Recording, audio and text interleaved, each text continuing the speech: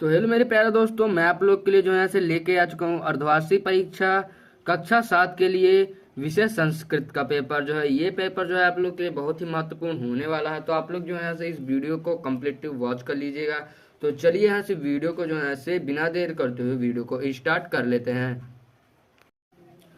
तो यहाँ पे हमारा पहला प्रश्न कह रहा है खंड का अपठित अबोधनम। यहाँ पर हम लोग को यहाँ पर पहला प्रश्न कह रहा है आधोलिखित गद्यांशम गद्यांशम पठित्वा प्रश्नानाम उत्तराणि लिखत। यानी आपको यहाँ पर जो एक गद्यांश दिए गया है, गद्यांश को यहाँ पर पढ़ने के बाद आपको यहाँ पर का प्रश्न जो यहाँ पे कह रहा है एक पदेन उत्तरत। यानी आपको यहाँ पर 4 प्रश्न ऐसे दिए गए हैं कि आपको इसका उत्तर जो है केवल एक पद में देना होगा आप लोग को। तो यहाँ पर आप लोग देख लीजिएगा कि यहाँ पर आपको एक पद में इसका उत्तर देना है, तो यहाँ पर आप लोग एक पद में इसका उत्तर दे दीजिएगा।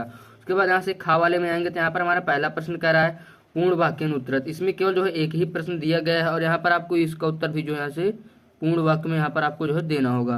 उसके बाद यहाँ से हम लोग गा वाले में आएंगे तो यहाँ पर कह रहा है यथा निर्देशम उत्तरत। यानी यहाँ पर आपको 4 विकल्प दिए रहे होंगे, आप लोग को यहाँ पर जो यहाँ पर सही लगे उसको यहाँ पर कर देना है। जैसे यहाँ पर पहला प्रश्न कह रहा है आगच्छत इति क्रियापदस्य किम कर्तृपदम अस्ति। यहाँ पर आपको 4 विकल्प दिए गए हैं, आपको यहाँ पर जो सही लगे आपको उसको चुन लेना है। दूसरा वाला प्रश्न ऐसा ही है याज्ञवल्क्यः इति कर्तृपदस्य किम क्रियापदम अत्र अस्ति। तो यहाँ पर आपको 4 ऑप्शन इसमें भी दिए गए हैं, जो यहाँ पर आपको सही हो आप लोग को यहाँ पर देख लेना होगा। इसको करते हुए आप लोग यहाँ पर जैसे ही आएंगे तो यहाँ पर आपको इसी प्रकार से तीसरा और चौथा इसी प्रकार से दिया गया है, तो यहाँ पर आप लोग को देख लेना है। उसके बाद खंड खा में आएंगे तो यहाँ पर आपको रचनात्मक कार्य यानी यहाँ पर आपको अपने मन से रचना के रूप में जो है यहाँ से बनाना होगा। यहाँ पर आप लोग देख लीजिए, यहाँ पर हमको दिया गया है मंजूषात पदानि चित्वा अधोलिखित पत्रम पूर्यते। यानी यहाँ पर आपको प्रार्थना पत्र दिए गए हैं, यहाँ पर आपको उचित शब्द लेकर यहाँ पर आपको इसको भरना होगा और यहाँ पर आपको सहायता के लिए यहाँ पर कुछ शब्द दिए गए हैं और यहाँ पर आपको उसको अपने हिसाब से जो है से भर देना होगा। इसको भरने के बाद आप लोग यहाँ पर तीसरे वाले में आएंगे। यहाँ पर आपको कह रहा है मंजूषाता पदानि चित्वा अधोलिखितम संवादम पूर्यते। यानी यहाँ पर आपको संवाद को कुछ यहाँ पर पूरा करना होगा। उसके बाद यहाँ से फिर से आपको यहाँ पर सहायता के लिए नीचे फिर से मंजूषा अहम शोभनम जानामि जानाति संति। यहाँ पर इसी प्रकार से यहाँ पर आपको दिया गया है। यहाँ पर आपको उचित शब्द यहाँ से नीचे से लेकर आप लोग को यहाँ पर इसी प्रकार से भरते हुए चले जाना होगा। यहाँ पर आप लोग फिर से इसको जैसे ही करेंगे तो यहाँ पर हम लोग यहाँ पर जो है आगे बढ़ेंगे। तो यहाँ पर हम लोग चौथे वाले प्रश्न पर आएंगे। तो यहाँ पर हमें जो यहाँ पर दिया गया है, यहाँ पर चित्र के माध्यम से हमें यहाँ पर इसका उत्तर देना होगा। यहाँ पर कह रहा है चित्रम दृष्ट्वा मंजूषाता पदानि प्रयुज्य वाक्य पूर्ति कुरुत। यहाँ पर आपको फिर से यहाँ पर मंजूषा नीचे करके कुछ यहाँ पर दिए गए, यहाँ पर आपको इसको फिर से खाली स्थान अपने हिसाब से जो है से भर लेना होगा। इसको भरने के बाद आप लोग खंड गा में आएंगे तो यहाँ पर आपको कह रहा है अनुप्रयुक्त व्याकरणम। यहाँ पर आपको उपयुक्त व्याकरण को जो है सही करना होगा। यहाँ पर हमारा जैसे पहला कह रहा है कप इधन ईसा पदस्य संधि अस्ति। यहाँ पर ब्रैकेट में दिया गया है कपेसा या कपीसा, आपको यहाँ पर अपने हिसाब से जो है भर लेना होगा। यहाँ पर इसमें कौन सा सही होगा, इसी प्रकार से यहाँ पर आप लोग इसको करते हुए चलेंगे तो यहाँ पर 4 प्रश्न इसमें है।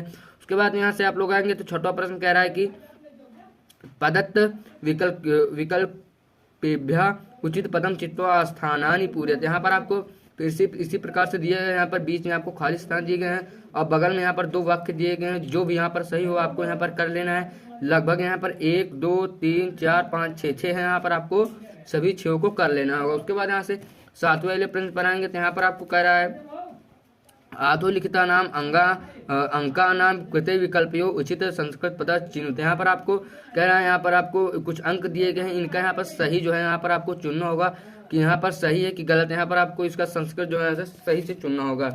इसको करते हुए आप लोग आगे फिर से बढ़ेंगे तो यहाँ पर हम लोग आगे बढ़ जाएंगे। यहाँ पर हमारा कह रहा है पदत्त विकल्प है शुद्धम उत्तरत। यहाँ पर फिर से आपको यही करना है 8वें माले में भी, और यहाँ पर 9वें माले में आएंगे तो फिर से वही आपको ब्रैकेट में दिए गए आपको यहाँ पर चुनना होगा। उसके बाद यहाँ पर खंड घा वाले में आएंगे तो यहाँ पर फिर से हमें यहाँ पर एक गद्यांश दिए गए, इसको पढ़ने के बाद यहाँ से फिर से हमें वही एक पदेन उत्तरत पूर्ण वाक्य उत्तरत यथा निर्देशम उत्तरत यहाँ पर इसको करते हुए चले आना होगा। उसके बाद यहाँ से हम लोग आगे बढ़ेंगे तो यहाँ पर फिर से हमें यहाँ पर 11 करके एक यहाँ पर श्लोक दिए गए। श्लोक को पढ़ने के बाद हम लोग यहाँ पर फिर से एक पदेन उत्तरत देना है, यहाँ पर पूर्ण वाक्य उत्तरत यथा निर्देशम उत्तरत यहाँ पर देना है। उसके बाद यहाँ से यहाँ पर प्रश्न नंबर 12 में आएंगे तो पाठ्य पुस्तकम आधित प्रश्नानाम उत्तरान लिखत।